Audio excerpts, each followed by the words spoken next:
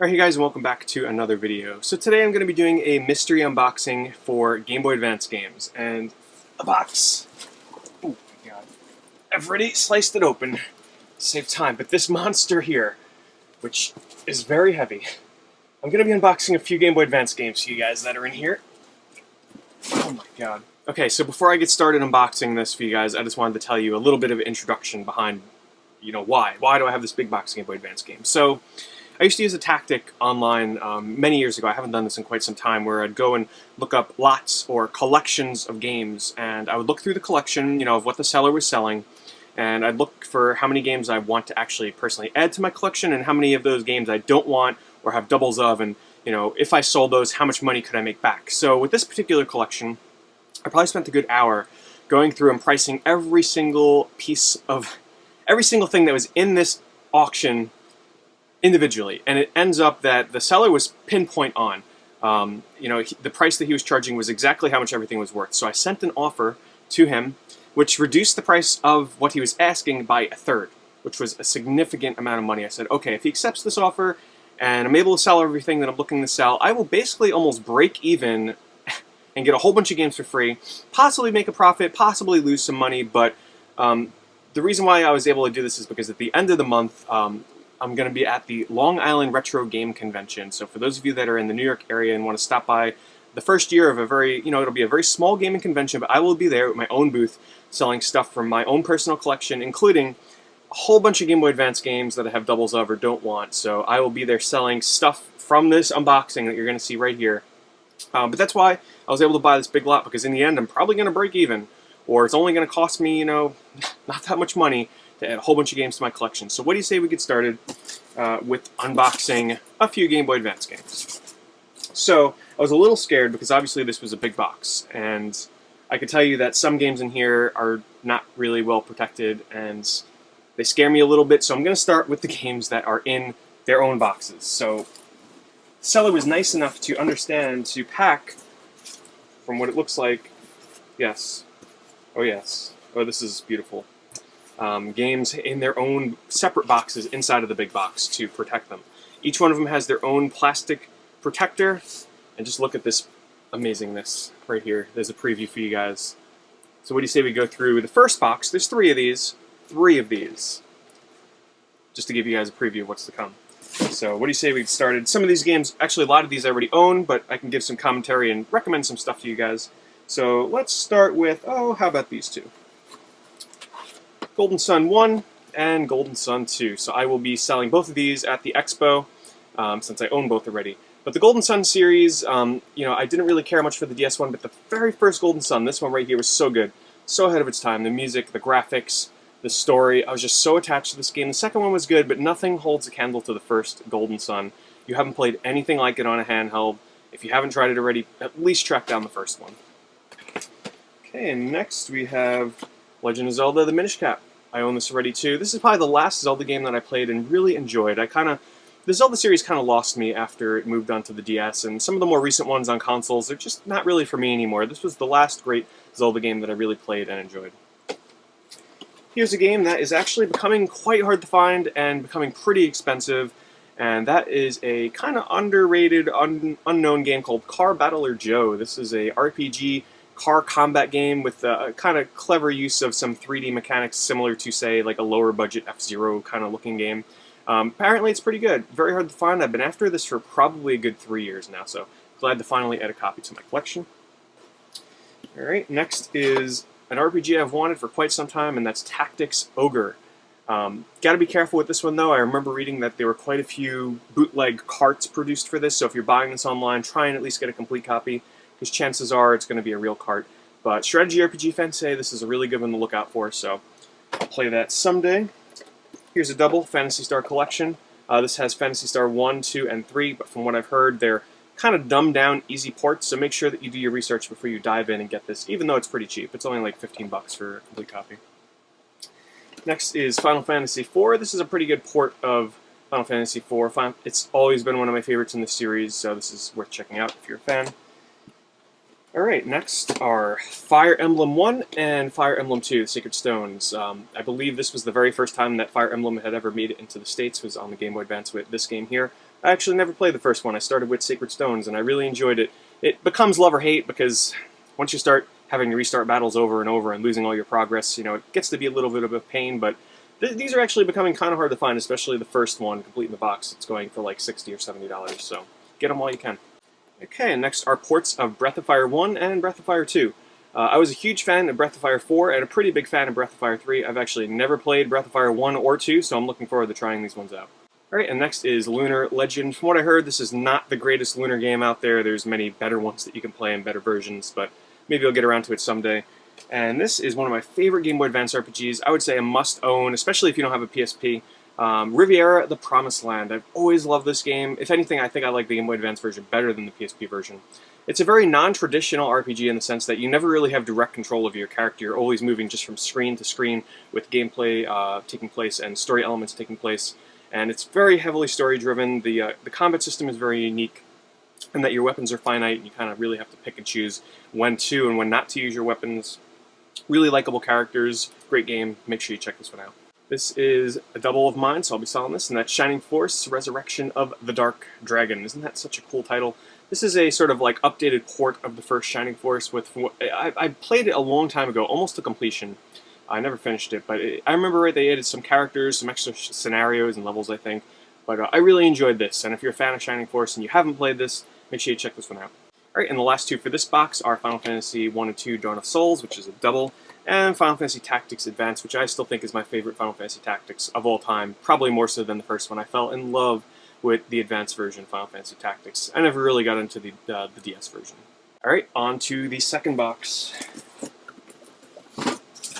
This is another preview for you guys, just so you can see what's coming up here. Another one loaded with amazingness. This is just so beautiful to see these like this.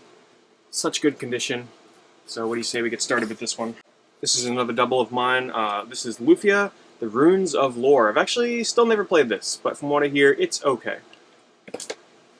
This is sort of a underknown, well, it's actually becoming better known now that people are finding out about it, and that's the Sigma Star Saga. I picked this up way back almost when it first came out, and it's a unique blend of a shoot-'em-up, a top-down action game, and an RPG with a pretty decent story. Good thing is it's cheap. It's like a $15, $20 game, so check it out. Here's Advance Wars 1 and Advance Wars 2.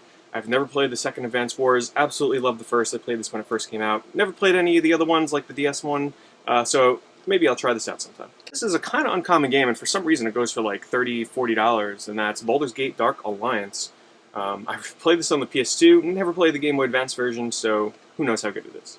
A couple of Zelda games. We got Legend of Zelda Classic and Legend of Zelda Four Swords Adventures. I have this, don't have this. I may sell both, though, because I'm not sure if I want the original Zelda on the Game Boy Advance. This is a great port of Link to the Past, though, so if you've never played it, I'd imagine this is a much cheaper way to track it down, complete in box, than the Super Nintendo version. And this is kind of surprising. I had no idea that this was this rare or expensive, but the port of River City Ransom EX, published by Atlas for the Game Boy Advance, is actually like a $50 to $60 game complete in box. So if you have a copy of this, congratulations, you have one of the harder to find Game Boy Advance games. Here's a series that I've always wanted on the Game Boy Advance, and I'm glad I finally have both of them, and that's Shining Soul and Shining Soul 2. These are action RPGs, so unlike the other Shining Force games, these are not strategy RPGs, but they're sort of like your typical action RPGs. The second one is considerably more rare and expensive than the first. I'm probably going to start with the second, considering it also has better reviews than the first game, so they probably made improvements in the second over the first. So to get the best impression of this series, I'm going to start with the second one. This is another very interesting series that I've always wanted to try, and I never did for a particular reason, and that's the Boktai games. This is the first. Oops, sorry. This is the first. This is the second, and this is the game, the RPG series, that you have to use the sun sensor that's built into the cart. So you actually have to go outside in direct sunlight. You cannot play these games inside in order to like build up a sun meter to play the game. From what I've heard, they're actually a lot of fun. The third one never made it outside of Japan, so there was a third game in the series. We got the first two. The second one is kind of unknown because most people didn't hear about the first one, so why would they hear about the second one?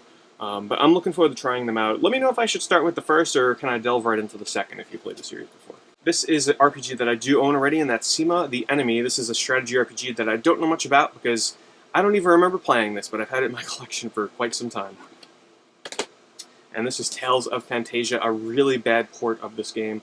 The copy that I bought way back when it first came out, I was really disappointed. It was one of those times where I was kind of upset that I spent full price on a game because the slowdown and frame rate issues during battles were so bad. The best way to play this is probably to track down a translated copy on the Super Nintendo of the Super Famicom version in English. I'm sure you can get a copy of it for like $30 to $40 just as a cart to kind of experience the game without the slowdown.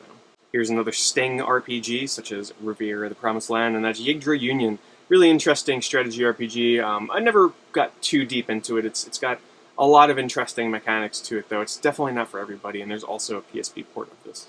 And here's a game that I was surprised that I'd never owned for the Game Boy Advance, and that's Super Mario Bros. 3. The nice thing about this port is the graphics are much improved over the NES, so I'm looking forward to trying this out. Alright, there's only one box left, but there's still more, even after this third box. Here's a preview. These titles seem not quite as good, but still some decent stuff in there. Let's get started. So this is a game I've wanted in my collection for quite some time. Kind of unknown. This is Mech Platoon. This is a strategy turn-based game that looks pretty fun. It's only like $15, $20, I think, for a complete in-box copy. I've wanted it for some time, and it's got some pretty decent reviews. Let's see. Here is a copy of Blackthorn by Blizzard. I have a copy of this on the 32X, so I'm not sure how good the Game Boy Advance version will be compared to that, but this is a great game if you've never played it before. Here's a shooter that I've always wanted, and that's Gradius Galaxies on the Game Boy Advance. This is about a $20, $30 game, but you know me, I love my shooters, and I'm glad to own a copy of this finally. Here's two games that are kind of like technical powerhouses on the Game Boy Advance. Any first-person shooter always looks amazing on that little system, and the first is Dark Arena, a sort of unknown first-person shooter for the system that looks amazing. I believe this is the only system it was ever released on. And then there's also Wolfenstein 3D, which looks really good on the Game Boy Advance. The only two shooters, well, there's quite a few first-person shooters that still want on the Game Boy Advance, but I really want Doom 1 and 2, which are actually incredibly rare and hard to find, complete in the box, especially Doom 2. It's like a $70 game, believe it or not. Hey, here is a copy of Mario Tennis Power Tour. This is really interesting because I love the Mario Tennis games. I've never played the Game Boy Advance version. I kind of forgot there was even a Game Boy Advance version. The first one that was released on Game Boy Color, I fell in love with. It's like a tennis game with RPG elements. It's so good, so good. The next is Pokemon Pinball Ruby and Sapphire. I've never played this, but some of the Pokemon games, the spin-off games, can be really fun, so hopefully this is pretty good. There's Rebel Star Tactical Command. This is a really kind of affordable and cheap tactical RPG on the Advance, and I think it's only like $10 complete in the box at the most. So if you're looking for a cheap, pretty decent game, I played this many, many years ago. I can't remember too much about it, but it's fun. Sword of Mana. This is one of the first RPGs I ever picked up on my Game Boy Advance. I had a lot of fun with it, but fans of the Mana series say this does not compare at all to Legend or Secret of Mana, so play it with caution. It's a cheap game, though. It's like $15, $20 for a complete copy. Kingdom Hearts Chain of Memories. I've never been a huge fan of the Kingdom Hearts series because I struggled to get into it. I could just never finish the first game, which prevents me from playing the second, but I probably won't get around to playing this until I finish at least Kingdom Hearts 2 one of these days. Here's Yoshi Topsy-Turvy. This is a motion sensor game, so I can't play this on my Game Boy player. I have to actually play it in the Game Boy Advance. It has a motion sensor where you have to tilt it around to play the game, like like Kirby's Tilt and Tumble, which I really enjoyed, so hopefully this is pretty good. And this is Onimusha Tactics, an Onimusha strategy game, turn-based strategy game. I haven't played an Onimusha game in so long. Hopefully this game is okay. I know it's really cheap, too. And Dungeons & Dragons Eye of the Beholder. I have no idea how this port is. No idea. A couple of filler games. Defender of the Crown, which is probably not my kind of game. Operation Armored Liberty, which looks like some kind of tank simulator game. And the last one in the box is Xevious the Avenger. Classic. Alright, and lastly for the complete in-box games, these ones were unfortunately not in a box because they just couldn't fit, so they were kind of like thrown to the sides in the box here. And from the looks of it, some of them have sustained some damage, which is unfortunate, but luckily they don't appear to be any of the rare games. The seller was smart enough to know to put the rare games in their own box. So I'm going to go through these really quickly because they're nothing special. Arcade Advanced, collection of some old games. Risk, Battleship, and Clue. Monopoly. This one here had some pretty... I was scared because when I first opened the box, all I saw was this. And I was like, oh, please, don't be a rare game. But luckily, it was only Lord of the Rings, The Third Age, which is a really cheap game. I have no idea how this compares to the original Third Age, which was like a turn-based RPG, so who knows. The Herbs, whatever. Activision Anthology, whatever. Oh, I've been waiting for this one for quite some time. Herbie, Fully Loaded. Finally got it. SimCity 2000. This one, unfortunately, is pretty damaged and is a little, it's like a $20, $25 game, so I was sad to see this one damaged.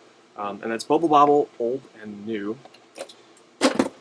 Sea Trader Rise of Taipon? I looked up videos for some of these that I never heard of, like this game, and it looks really boring. Sims Bustin' Out. Miss Pac-Man Maze Madness, which looks like it could be a pretty okay game. I'm kind of a sucker for those isometric games. Another classic, Let's Ride Sunshine Stables. And lastly, a sealed copy of Stadium Games. Classic, amazing stuff. Not really, these games are worth a few bucks each. Alright, and then there's also a couple of accessories in here, such as this, which is probably some kind of case for Game Boy carts. Yes, there is. There's actually one in here. Oh, you evil, evil seller, you. They know me too well. Trying to tempt me, they are. With a Flash 2 Advance cart.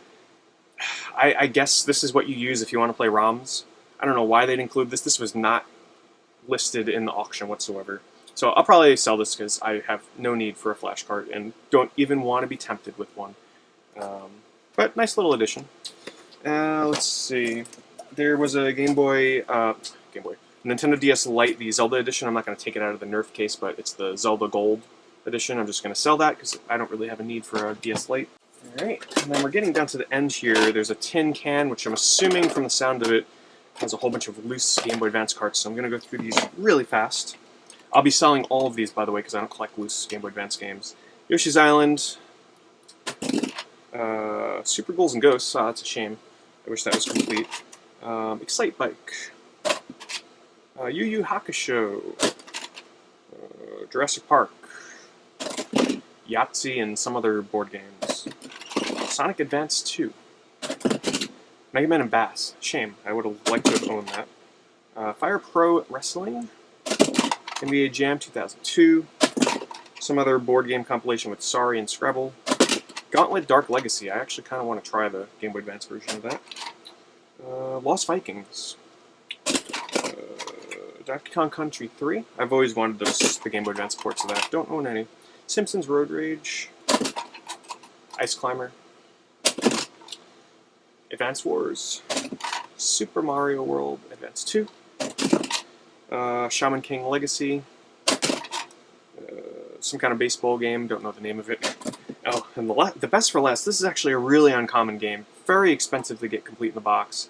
You're talking like a $60 game, and that's a game from Blizzard, Rock and Roll Racing. This is a Game Boy Advance port of the Super Nintendo game. I've always wanted to try this. I will play this and then sell it, just so I see if I like it and want to track down a full copy. So, and then lastly, these were also just kind of thrown into the box.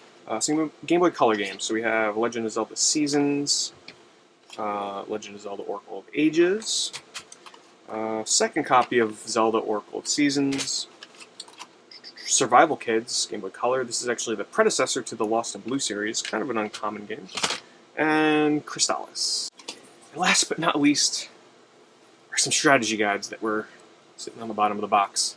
So I'm going to go through these really fast. The Legend of Zelda, The Four Swords. I'm going to sell all of these because I don't have room for any more strategy guides. Final Fantasy IV, this is the DS strategy guide, but it'll kind of work for the Game Boy Advance version. This looks like it's, I can't see, I'm looking at the camera. Sigma Star Saga and Rebel Star Dual Strategy Guide. Kind of interesting to have two in one. Fire Emblem Sacred Stones. Which one is this? Oh, Fire Emblem 1. Legend of Zelda Minish Cap. Golden Sun 1 and 2 Dual Strategy Guide. It's pretty thick. Oh, my goodness. Onimusha Tactics. Final Fantasy 2 PSP Strategy Guide. Final Fantasy 1 PSP Strategy Guide. And that's it. So guys, jeez, I got so much stuff lying around here. There you have it. Hopefully you enjoyed this crazy Game Boy Advance mystery unboxing with all these games. Like I said, I will be down at the Long Island Retro Gaming Expo on August 29th, Saturday at the end of this month. Hope to see some of you there. It'll be a small convention, but you know, I'd love to go down and just support a small convention like this that's opening up for the first time ever. You know, and having my own booth and being able to sell a whole bunch of stuff in my collection, including these Game Boy Advance games, will be a blast, hopefully. And I hope to see a lot of you there. Anyway, thanks for watching.